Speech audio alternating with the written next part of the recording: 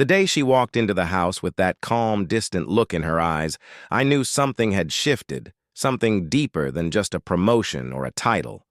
A few months earlier, when she first told me she had been offered the CEO position, I had felt nothing but pride. I still remember the excitement in her voice, the way her hands trembled slightly as she spoke, trying to contain a dream she had chased for years.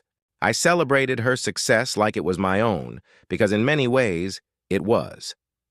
We had built our life together from scratch, late nights, shared sacrifices, and countless compromises. But success changes people. Not always in obvious ways, but in subtle, almost invisible shifts that grow louder over time. At first, it was just longer hours. Then came the missed dinners. Then the silence. She used to tell me everything, every challenge, every office drama, every small victory. Slowly, those conversations faded. When I asked about her day, she would give short answers, distracted, her attention somewhere else. It felt like I was talking to someone who was physically present, but emotionally gone. I tried to understand. I told myself this was just a phase. Being a CEO came with pressure, responsibility, expectations. Anyone would struggle to balance it all. But then came the night that changed everything. She sat across from me at the dining table, her posture straight, her expression unreadable. No warmth, no hesitation. "I think we should get a divorce," she said. Just like that. No build-up, no emotion. For a moment, I thought I had misheard her. The words didn't make sense. Divorce? After everything we had built? I asked her why, hoping, almost expecting, there would be some explanation I could fix, something tangible, something real, but her answer was colder than I imagined. "I've outgrown this life," she said. "I need something different now. Outgrown." That word echoed in my mind long after the conversation ended, as if our marriage was just a phase she had moved past, as if I was something she had once needed but no longer did. I won't lie. Those words hurt more than anything I had ever experienced, not because she wanted to leave, but because of how easily she said it, like she had already moved on long before telling me. In the days that followed, everything felt surreal. Papers were filed, conversations became transactional. She spoke about assets, schedules, and logistics with the same tone she used in business meetings. It was like watching a stranger wear the face of someone I once loved.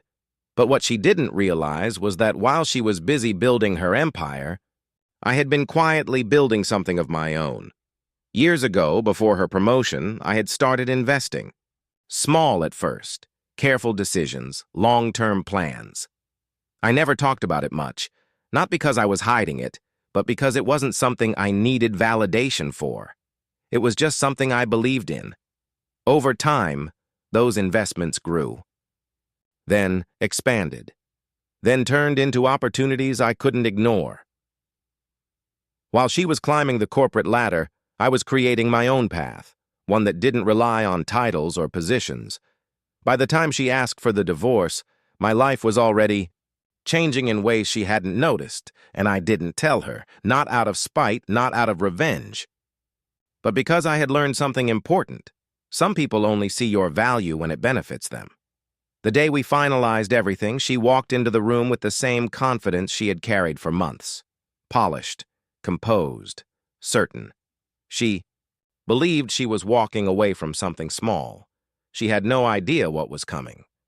The settlement process was straightforward, at least from her perspective. She assumed she knew everything about our finances. She believed the life we shared was the full picture. But when the documents were laid out, something shifted. For the first time since this all began, I saw uncertainty in her eyes.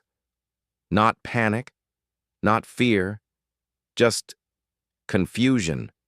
There were assets she didn't recognize, investments she hadn't known about, numbers that didn't align with the version of me she had already dismissed. She looked at me, searching for an explanation. I simply stayed quiet, because this wasn't about proving anything. It wasn't about winning. It was about reality catching up. She had spent months believing she had outgrown me, only to realize she had never fully understood me in the first place. And that realization hit harder than any argument ever could. After everything was finalized, we walked out of that room as two completely different people than when we had entered. She walked away with her title, her position, her world of power and influence. I walked away with something quieter, but far more valuable: freedom. Not just from the marriage, but from the version of myself that had settled for being overlooked. In the weeks that followed, I didn't rush into anything. I didn't try to prove anything to anyone. I simply lived. I traveled. I explored ideas I had once postponed. I built on the foundation I had quietly created over the years, and slowly, something unexpected happened. I started to feel like myself again. Not the version of me that had been waiting for attention or trying to keep up with someone else's pace, but the version that existed before all of that. Meanwhile, her world continued at full speed. From what I heard, she was thriving professionally. Bigger deals, more recognition, more pressure. But success doesn't silence everything. Sometimes it amplifies what you've been trying to ignore. Months later, I ran into someone who still worked at her company. We talked casually, catching up on life. At one point, her name came up. "She's doing well," they said. Then they paused. "But she seems different, not as happy as people think." I didn't respond, not because I didn't care, but because it wasn't my place anymore. Some journeys have to be walked alone. What she chose fully aware. At least she thought she was. And maybe that's the lesson in all of this. Success isn't just about reaching the top. It's about understanding what you leave behind while getting there.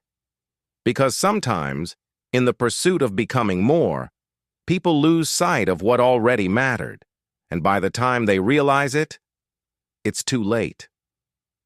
I don't regret what happened. Not anymore.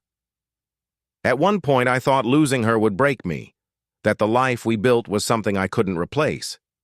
But life has a strange way of revealing truths when you least expect them. What feels like an ending is often just a redirection. What feels like loss can quietly become clarity.